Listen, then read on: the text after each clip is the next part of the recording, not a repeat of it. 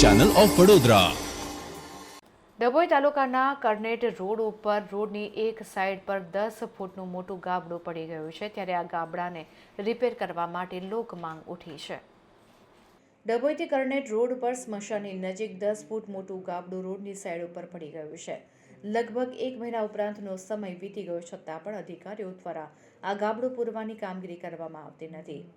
Dabhoi Karnet road ઉપર રોજના સંખ્યાબંધ અવરજવર કરતા વાહનો પસાર થઈ રહ્યા છે, જેને લઈને જો કોઈ મોટો અકસ્માત થશે તો જવાબદાર કોણ? તંત્રને નિષ્કાળજીને કારણે 10 ફૂટનું ગાબડું પડી ગયું હોય ત્યારે રાત્રે દરમિયાન કેટલાક બાઇક ચાલકો અંદર પડી જાય છે અને નાની મોટી ઈજાઓ પણ થાય છે તેવું પણ વાહન ચાલકોમાં બોલાઈ રહ્યું હતું। ત્યારે કોઈ મોટી જાનહાનિ ન થાય તે પહેલાં તંત્ર જાગે અને આ 10 ફૂટનું ગાબડું વહેલી તકે પૂરે તેવી રહીશો અને વાહન ચાલકોની માંગ ઉઠી છે।